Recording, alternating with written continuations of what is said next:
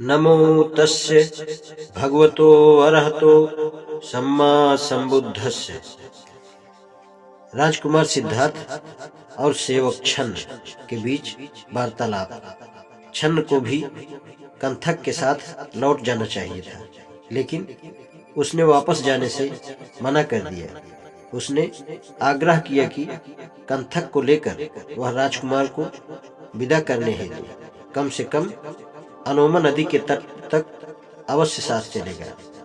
छन्न का यह आग्रह इतना प्रबल था कि सिद्धार्थ गौतम को उसकी इच्छा को मानना ही पड़ा। अंत में वे अनोमा नदी के तट पर पहुंचे। तब छन्न को संबोधित करते सिद्धार्थ बोले, अच्छे मित्र, इस प्रकार यहाँ तक मेरे साथ साथ आने से मेरे प्रति तुम्हारा स्नेह प्रमाणित हो गया। अपने स्वामी के प्रति तुम्हारे प्रेम ने मेरे संपूर्ण हृदय को जीत लिया है। मैं अपने प्रति तुम्हारे उदार भाव से बहुत प्रसन्न हूँ, लेकिन इस समय ऐसी स्थिति में हूँ कि तुम्हें कोई पुरस्कार देने में भी समर्थ नहीं हूँ। इस प्रकार साथ देने वाले को पुरस्कृत करने के लिए कौन तत्पर नहीं होगा, लेकिन विपत्ति के समय व्यक्ति के अपने सगे संबंधी तक पराये बन जाते हैं। परिवार के लिए पुत्र का पालन पोषण किया जाता है। पुत्र अपने ही भावी सुख के लिए पिता का आदर करता है। किसी न किसी आशा से ही संसार के लोग उदारता दिखाते हैं। बिना उद्देश्य का निस्वार्थ भाव कहीं भी नहीं है। केवल एक तुम ही इसके अपवाद हो। अब इस घोड़े को लेकर लौट जाओ। राजा के स्नेह में अभी किसी तरह की कमी नहीं आई होगी। उसे किसी न किसी तरह इस दुख को सह लेने में सहायता करनी चाहिए। उन्हें कहना कि मैं न तो किसी स्वर्ग की कामना से, न स्नेह की कमी से और न क्रोध की भावना से छोड़कर चला आया हूँ। इस प्रकार घर छोड़कर चले आने पर मेरे लिए शोक करने के बारे में उन्हें सोचना भी नहीं चाहिए, क्योंकि मिलन कितना भी दीर्घकालीन क्यों न हो, एक न एक दिन वियोग में परिणत हो ही जाता है। जब वियोग अनिवार्य ही है, तो यह कैसे हो सकता है कि संबंधियों से बार बार वियोग न हो। आदमी के मरने पर निसंदेह उसकी संपत्ति के उत्तराधिकारी बहुत होते हैं, किंतु इस धरती पर उसके सद्गुण का उत्तराधिकारी मिलना कठिन है, शायद होता ही नहीं। मेरे राजा पिता को देखभाल की आवश्यकता होगी। हो सकता है कि राजा कहे कि मैंने अनुपयुक्त समय पर गृहत्याग किया है, किंतु कर्तव्य की पालना करने के लिए कोई भी समय अनुपयुक्त नहीं होता। मित्र, मेरे पिता को इन शब्दों और ऐसे ही शब्दों से समझाना और तुम ऐसा प्रयास करना कि वे मुझे याद ही न कर सके।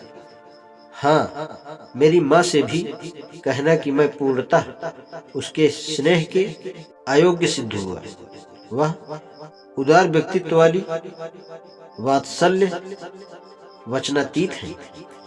उसकी उदारता के लिए मेरे पास शब्द ही नहीं है।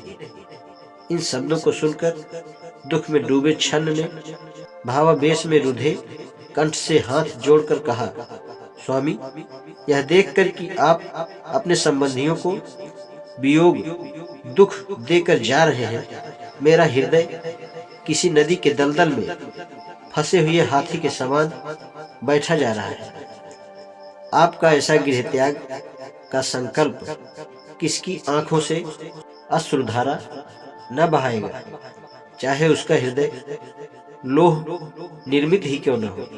स्नेह सिक्त हृदय का तो कहना ही क्या। कहाँ तो यह प्रसाद में ही रहने योग्य कोमलांग, और कहाँ वह तीक्ष्ण कुशाग्रास से ढका तपस्या का वन। दुख में डूबे छन्न द्वारा सिद्धार्थ को वापस लौटने की प्रार्थना। हे कुमार, आपका ऐसा निर्णय जानकर मैं अब दुखमग्न कपिलवस्तु के लोगों के बीच इस कंटक घोड़े को वापस कैसे ले जा सकता हूँ। निश्चय से आप उस पुत्र स्नेह सिक्त वृद्ध राजा को ऐसे ही छोड़कर नहीं जाएंगे जैसे कोई विधर्मी सद्धर्म को छोड़कर चला जाता है। और वह दूसरी माता जिसने बहुत सावधानी से आपको पाल पोसकर इतना बड़ा किया, आप उसे उसी तरह नहीं भूल सकेंगे जैसे कोई कृतज्ञ व्यक्ति उपकारी को भूल जाता है और अपनी उस पत्नी को जो गुणवती है, जो अपने परिवार के लिए यशस्वी है, जो पति के प्रति समर्पित है और जो एक बालक की माँ भी है। और हे धर्म तथा यश को सजोए रखने वाले, सर्वाधिक चिंता करने वाले, आप यशोधरा के उस पुत्र को जो हर प्रकार से प्रशंसा का पात्र है ऐसे नहीं छोड़ सकते जैसे कोई दुराचारी अपने गौरवपूर्ण यश को अपव्यय की तरह छोड़ देता है। अथवा स्वामी, यदि आपने अपने राज्य और संबंधियों को त्याग देने का दृढ़ संकल्प कर ही लिया है तो आप मुझे नहीं छोड़ेंगे, क्योंकि आपके चरण में ही मेरे शरण स्थल है। मैं आपको इस प्रकार जंगल में अकेला छोड़कर इस दग्ध हृदय के साथ नगर को वापस नहीं लौट सकता। आपके बिना जब मैं अकेला वहां जाऊंगा तो राजा मुझे क्या कहेंगे, अथवा मैं आपकी पत्नी को कौन सा शुभ समाचार सुनाऊंगा।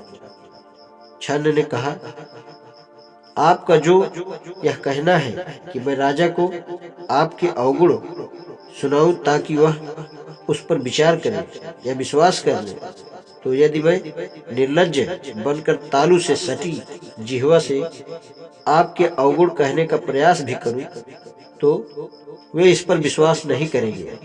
जो सदा करुणामय है और जो दया करने में कभी असफल नहीं होता, यह उसके योग्य नहीं है कि उस स्नेही का परित्याग किए जाए। मुझ पर दया करें और लौट चले।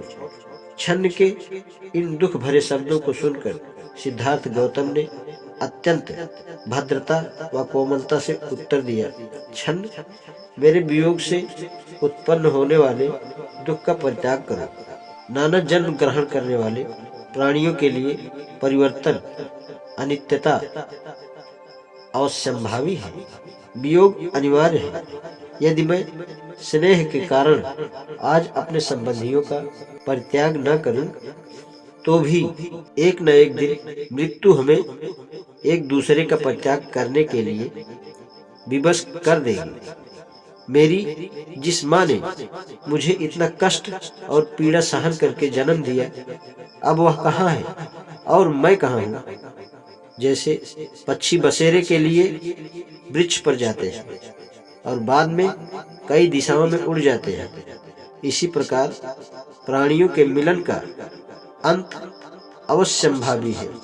जैसे बादल एकत्र होकर पुनः अलग अलग दिशाओं में चले जाते हैं, ठीक इसी प्रकार प्राणियों के मिलन और वियोग को समझता हूँ।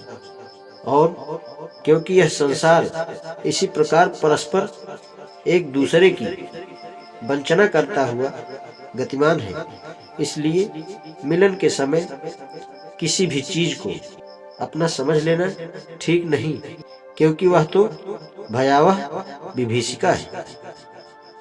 क्योंकि यह ऐसा ही है, इसलिए हे मित्र, शोक मत करो, बस लौट जाओ। तुम्हारा स्नेह चिरकालिक है। यदि मन नहीं ही माने तो जाकर फिर वापस चले आना। बिना मुझे कुछ और कहे कपिलवस्तु के लोगों से जाकर कहना कि मेरे लिए अपने स्नेह को छोड़ दें और मेरा संकल्प याद करें। मेरा संकल्प दृढ़ है। जब स्वामी और सेवक के बीच वार्तालाप को सुना, एक श्रेष्ठ कंथक अश्व ने अपनी जिह्वा से स्वामी के चरण चाटे और आंखों से गरम गरम आंसू गिराए। उस हाथ से जिसकी उंगलियां झिल्ली से जुड़ी हुई थी और जिस हाथ पर मंगल स्वास्थ्य अंकित था, उस हाथ से जिसकी हथेली अंदर की तरह मुड़ी थी, गौतम ने उसे थपथपाया और एक मित्र की तरह संबोधित करके कहा, कंथक, अश्रु मत बहा, सहन कर, तेरा परिश्रम शीघ्र ही सफल होगा। जब छन्न ने देखा कि अब विदाई का समय आ गया है, तो उसने तुरंत गौतम के उस परिव्राजक रूप को नमन किया। तब कंथक और छन्न से विदा लेकर गौतम अपने मार्ग पर चल दिए। छन्न ने जब देखा कि उसके स्वामी राज्य त्याग कर परिव्राजक का वेश धारण कर किए वन को जा रहे थे, तो उससे ना रहा गया। वह सारथी अपने हाथ उठाकर जोर से विलाप करने लगा और जमीन पर गिर पड़ा। जब उसने पीछे मुड़कर देखा तो वह एक बार फिर जोर जोर से रो पड़ा और उसने अपने हाथों से कंथक घोड़े को गले लगाया। निराश और विलाप करते हुए छन्न वापस कपिलवस्तु की ओर चल पड़ा। रास्ते में कभी वह चिंतित हो उठता, कभी पश्चाताप करता, कभी विलाप करता, कभी लड़खड़ाता, कभी गिर पड़ता और इस प्रकार स्नेह विदीर्ण हृदय से रास्ते पर चलते हुए नाना प्रकार की हरकतें कर रहा था। वह स्वयं नहीं जानता था कि वह क्या कर रहा है। आज इतना ही। नमो बुद्धाय।